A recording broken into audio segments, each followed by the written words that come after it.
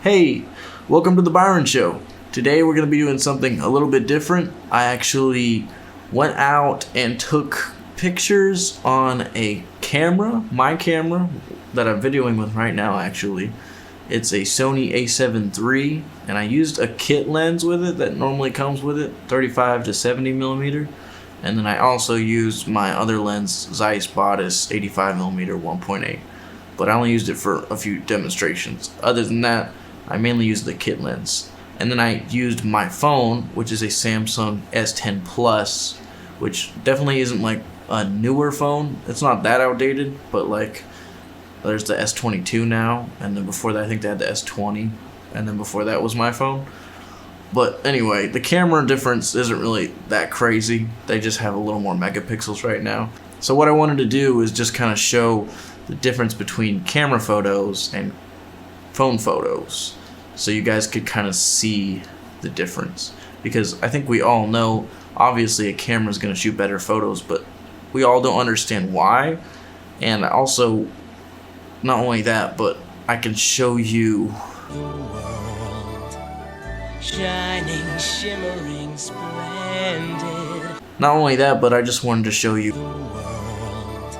And I just kind of wanted to dive into the science behind why, because there's a lot of videos like this on YouTube already, but I wanted to do it myself and kind of just figure it out for myself and see it for myself. And then I figured I would show you guys, because if you haven't seen one of those videos, at least you can now. I forgot to turn off my AC. Hold on.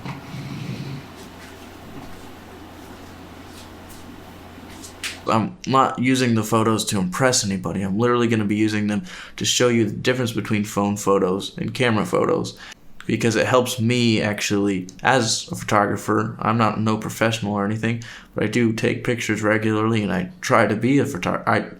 I aspire to be a photographer someday. So going and doing things like this helps me realize what is good about my camera, and helps me to get better photos based on those things and how to operate them. But obviously these photos weren't meant to be good photos. They're kind of shit, but they're just quick to kind of give a demonstration of what the differences are, and it does that. So I'm gonna pop these photos up on the screen for you guys so you can see them. Not right now, but like in a second. And I don't know why you guys are looking at me so weird. You're looking at me like I'm some kind of freak or something. It's really kind of weirding me out. So if you guys could just chill for a second. So the first photo we have is gonna. So the first thing I wanted to talk about is exposure, because in a phone, exposure can get thrown off a lot of times, and a lot of people don't even notice because they don't know what exposure is, or maybe not even that, but they just don't care about the exposure, and that's fine. A lot of times you don't need to care about the exposure, but in this instance we're going to talk about it because exposure is important in photography. So exposure, what is it? Exposure is basically how light or dark a photo is. So the amount of exposure that a camera has is going to be, if it's a longer amount of exposure, it's going to be a lighter photo. If it's a smaller amount of exposure, it's going to be a darker image. So one way cameras handle exposure, especially phones, is they automatically calculate what should be properly exposed. Even cameras do that. So when you're looking at something that's mostly bright on a screen, like the scene is mostly bright, like this image right here, it shows a mostly blue sky. It's pretty bright, right? And there's some green in there. There's some shadows here and there, but most of this whole picture is pretty bright. So what happens is when you go to take a picture of these leaves on your phone and you tap on the leaves, that's fine and all. It's still going to probably expose for the sky, even though you're tapping on the leaves to focus on them. And to make that sky look properly blue and properly exposed, so it's not like a dark blue or a crazy like bright white, it's actually going to end up overexposing some parts of the leaves, as you can see in this photo. So if you zoom in, you can actually see that there's these bright white spots where the pixels, those tiny megapixels, are actually completely white. And that actually means that there's no data in the phone, like in that part of the image. So even in Lightroom, if we take the exposure down, you can see that there's still no detail in those exposure spots, those overexposed spots. So that's not good. And that's what cameras have a tendency to do, phone cameras anyway. They have a tendency to overexpose things when you're not trying to. And to most people, first glance, that photo doesn't look bad. You know, it's not a bad photo. It's just a photo of some leaves. But when you get into the science behind it, you really don't want an overexposed photo, because that means you're losing out on stuff that could have been adding to the photo. And as a photographer, that's very important to keep that stuff in check, unless you're doing it intentionally for an artistic reason, and that can be fine. And if you're not a photographer, who cares? You can do whatever you want. That's cool. I'm just explaining these little things about the differences, because if you look at this photo that my camera took, the leaves are somewhat overexposed in some areas because I used similar settings to what was on the phone. And if I bring the exposure down in Lightroom with that, you can actually see there's still detail in those pixels, because the camera didn't crazy overexpose, and also the camera has a larger megapixel, and also the camera is shooting in a larger file, so there's more information or data in this image. Also, when you think about it, a sensor in a phone is about this big. It's tiny. It's like a 0.5-inch sensor. Whereas the sensor in my camera, it's pretty big. So a lot more data from light entering the camera is able to be processed and interpreted so that I can get stuff out of those overexposed areas.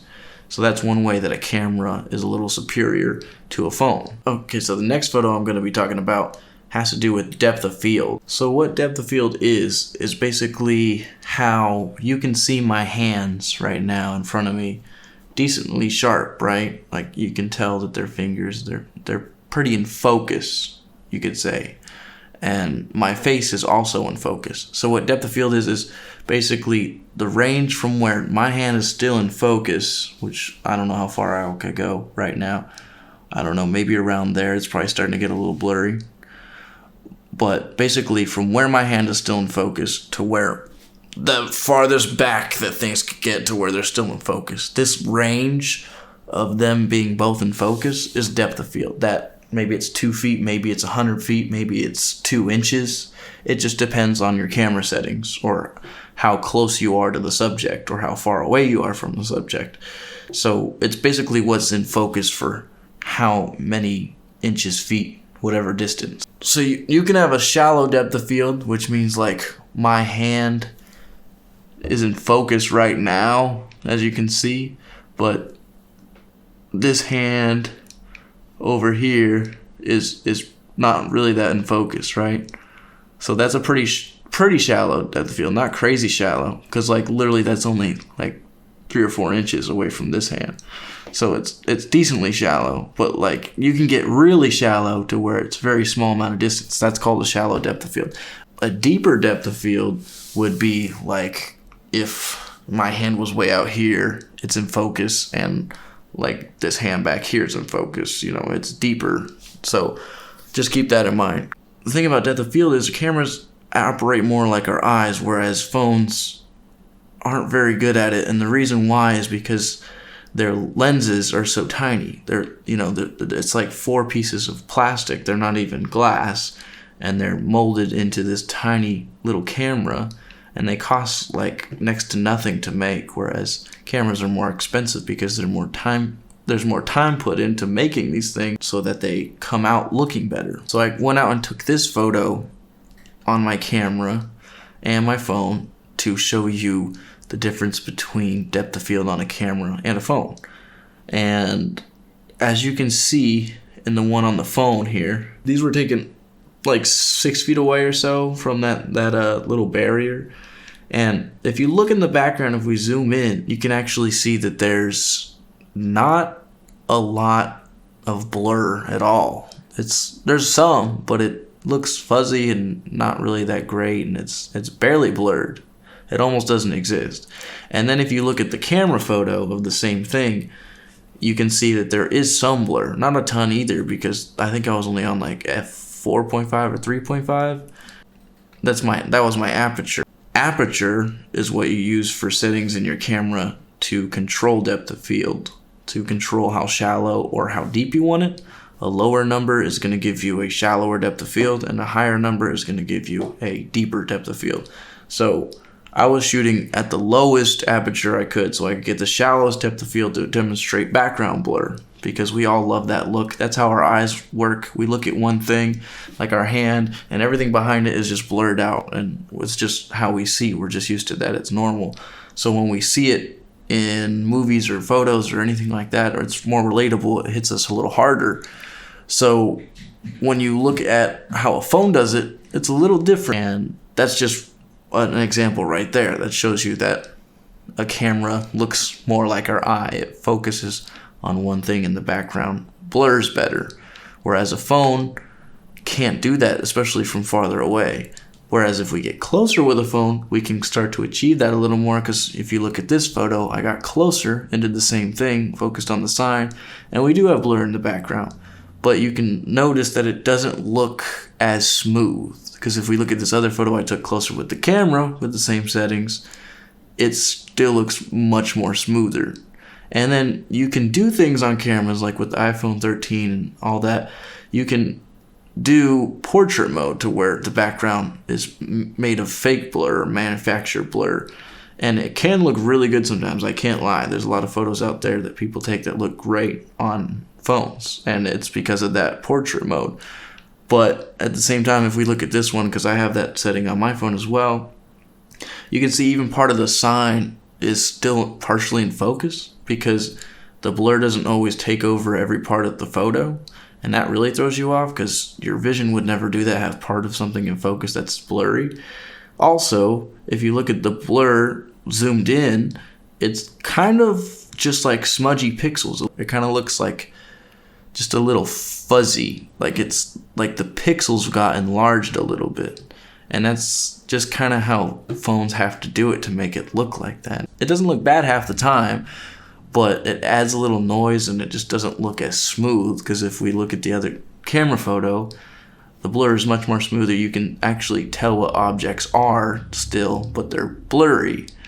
But it looks more natural, because in our peripheral vision, we don't see very good, but at the same time, we can still sense what those objects are. Whereas when a phone makes the blur, it kind of makes it so blurry to where it's like you don't even know what's there really. And it is not a very smooth looking blur.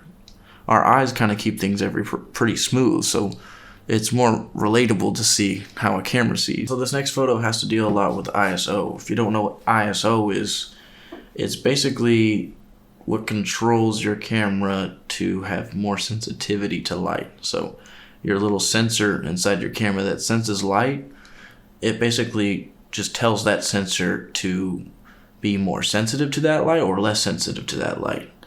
So if you have it too sensitive to light, it can actually blow out an image and make it super bright, or if you have it not sensitive enough, it can make an image too dark. Also, if you use like a lot of it, if you make it really sensitive at nighttime, it can add a lot of noise. It just depends.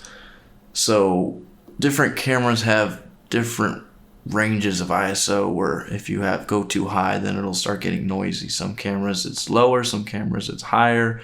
On phones, you typically cannot go that high with ISO because they will get noisy very fast. And this is a good example of that.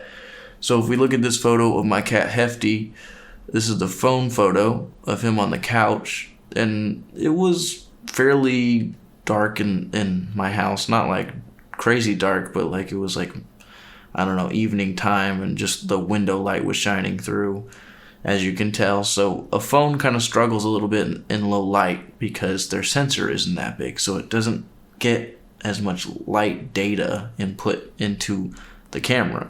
So obviously it's going to suffer in low light because there's not as much light coming in. So you have to crank that ISO sensitivity up so that it is more sensitive to that light, so that it brightens up your photo, because in certain situations you can't adjust any other settings.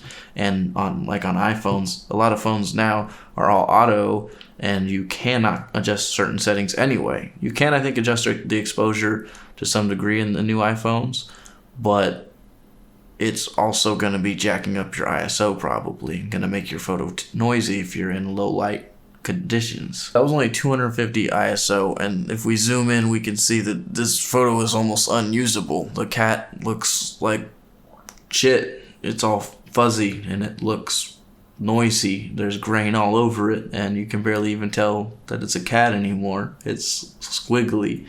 It looks like I'm in one of those paintings with the dots. You know what I'm talking about? I don't know what they're called, but one of those. So if we look at the other photo that I took with my camera, you can see that it looks a lot better, but it's also pretty high ISO. That was at 1250 ISO, just to show you what my camera can go up to before it starts getting kind of noisy.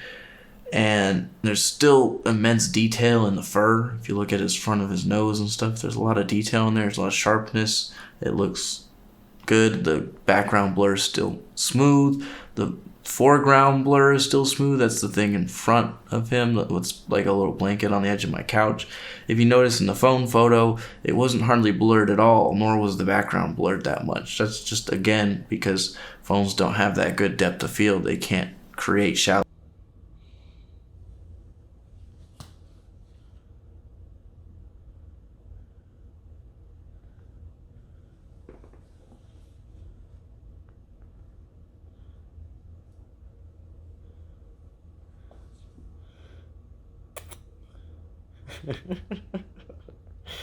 You're so stupid, and you're just ruining my shoes. You're ruining my shoes. There's so much fur on my shoes.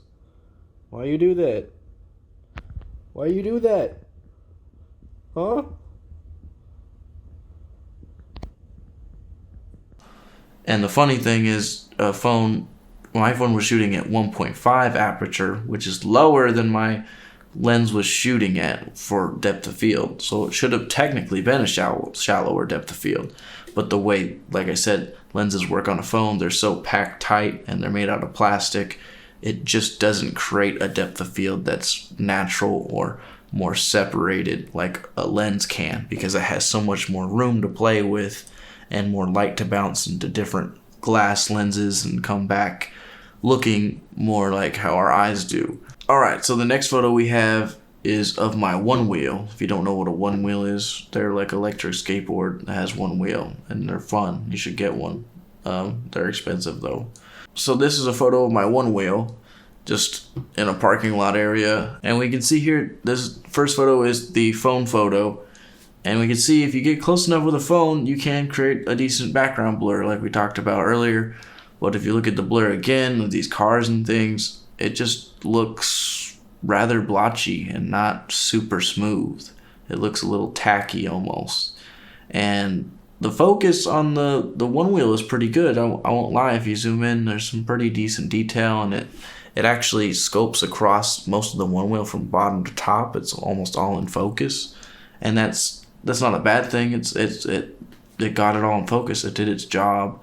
And it doesn't look like a bad photo. None of these are edited, of course. Like, they would look a lot better if I did edit them. But I'm just showing you them all raw so you can get just a very baseline idea of what I'm talking about. So now if we look at the one wheel photo on the camera, you can see there's a lot more blur. It looks smoother, it's creamy, and it just looks more natural to our eye. Also, if we zoom in on the one wheel, we can see a lot more detail. There's that little bit of sand on the wheel cover. You can see more grain in it. You can also zoom in on the valve stem for the tire and see little bits of sand on that.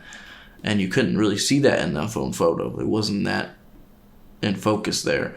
And if we also look at the edges of the one wheel in the camera photo, they're a lot sharper. Whereas if we compare it to the phone photo, there's a lot more blurriness to that edge. So it's a lot cleaner looking. Now, if we also look at this photo, you'll see in the center, there's like these two bolts that hold the little side rail in.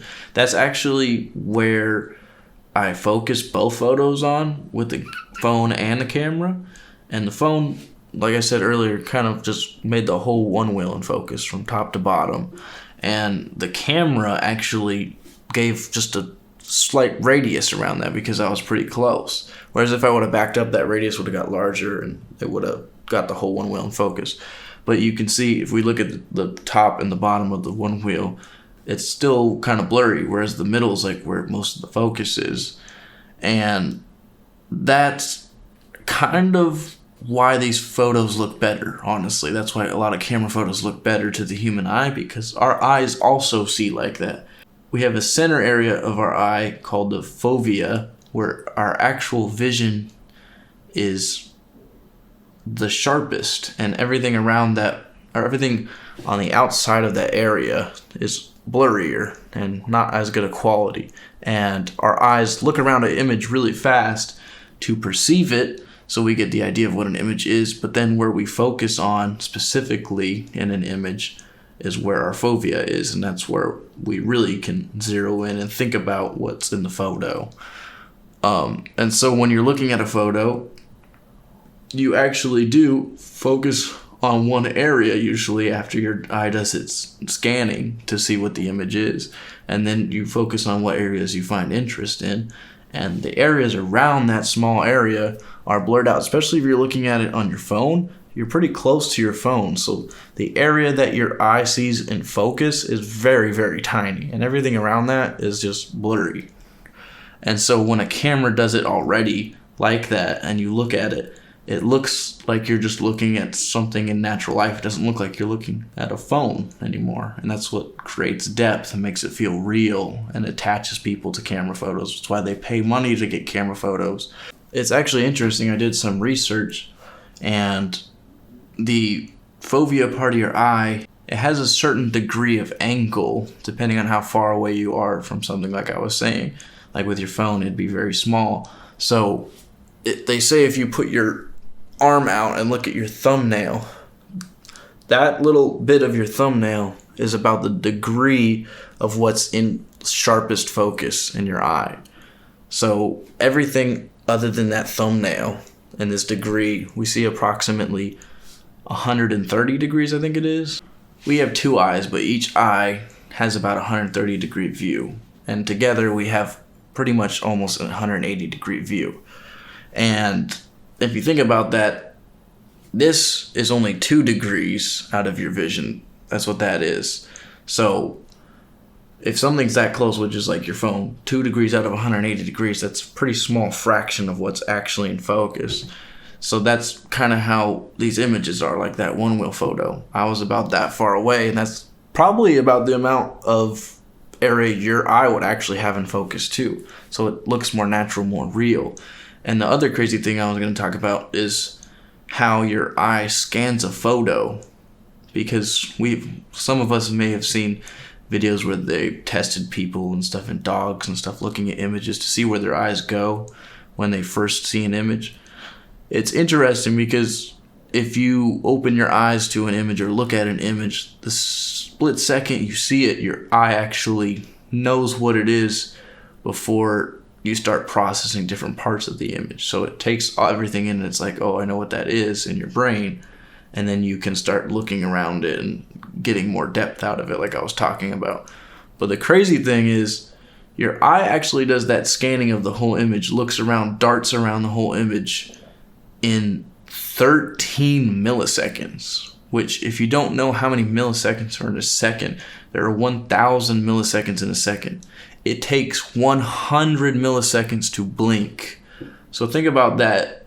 I don't know, sometimes I don't even notice I blink. Most of us don't. It's just so fast. You don't even notice that your vision fades away for a second.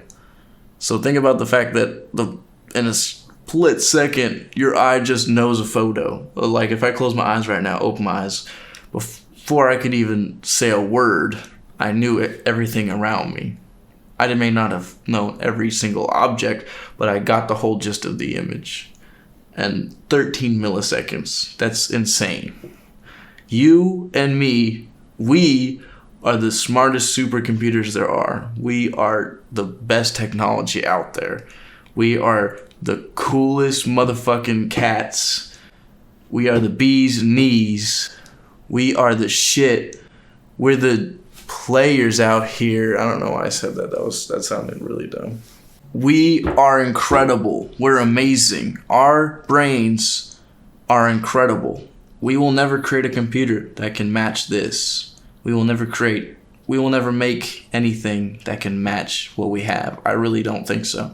Maybe there will be things that come close one day, but I don't think anything's going to beat what we are. And still studies are coming out, finding this stuff out. We found out that the brain sees an image in 13 milliseconds in 2014.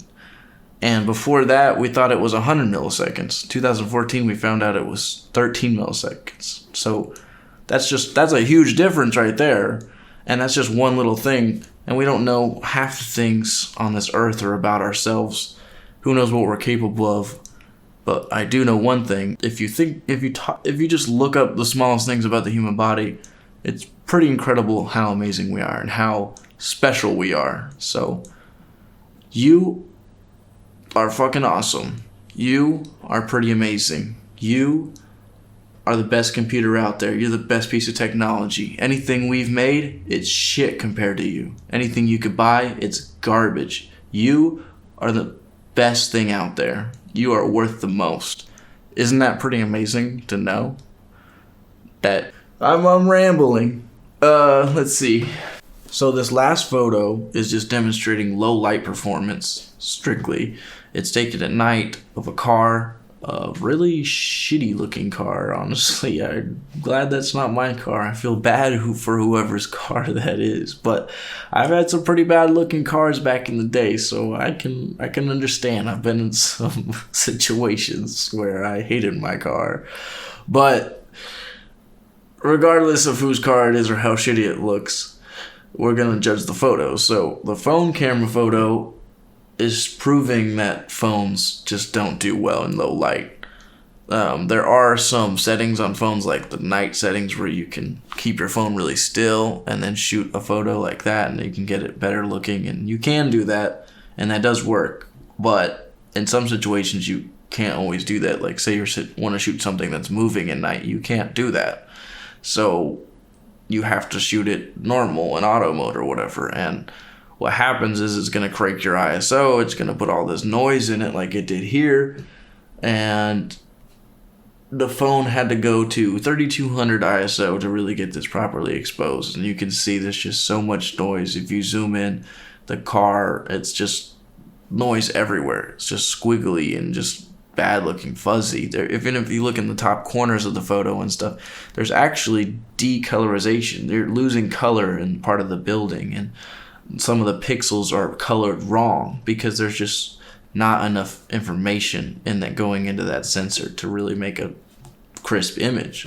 Whereas if we take the camera one this time again, and the bigger sensor, more room for more information to be able to be read, you see that there is some noise definitely in the background and stuff like that, and in the shadows, and even on the car a little bit. But if we denoise that, it would be pretty sharp, and the car is still fairly sharp. There's still even some background blur, and it's not really that bad looking. It's not a great photo or anything, but it has the fundamentals to make a good photo. And that's what I'm trying to talk about here. Is there's a lot of ways where phones can't give you fundamentals to have a good photo in certain situations. There's ways around it, but it makes your workflow more difficult. So if you are striving to make your photos better, I would highly recommend getting at least a point and shoot camera or something else along the lines of growing to a bigger sensor, because if you want better photos, you're just not going to get them out of a phone. You can improve your composition, you can improve your knowledge of a camera, and you can improve your versatility on a phone, for sure. Don't get me wrong, there's some great phone photos out there, and I used to do phone photos for a long time. So if you're just all about phone photos, that's super cool. I have mad respect for that. But if you want to take your photography to a next level, I would highly recommend getting a camera. Just because, as you've seen in this demonstration, phone cameras just can't do a lot of things cameras can. And we don't know if they ever will, because it's just hard to pack something that requires so much space into something that's small. Alright, now let's just take a quick little break and have our music segment. That's right, it's coming back today. Our music segment. We have special guest once again, Me! Yo, what up, y'all? It's Byron and Ron. Yo, that was really rude of you to announce yourself like that. I'm sorry. In fact, if you come on my show like that again, that's the end of you. You will never be coming back on this show. Ever. You hear me? You'll never be coming back on this show. Ever. So go on. No. Go on. Play us something. Let's see what you got today. Okay. All right. So let's see what you've got. Because apparently you think you've got fucking everything. So let's see it, you little bitch. Yeah, I'm white, so Is it okay for me to sing like this? Is it okay for me to sing like this? Is it okay for me to sing like this? Or does it make me sick of the prejudice? Get so judged by the reaction of the internet. They give me some shit I would rather go into a video. Oh, I may be impersonating, but that doesn't mean that I'm hating. What the fuck you think acting is? Bitch, all I'm trying to say is I should be able to say one word because I think it's totally okay. And there's words at the end of the day. We all know life's just one big game. Are you gonna play or are you gonna get pissed? Walk up bitchy with your fists. I know God's gonna write me off the list. When I go,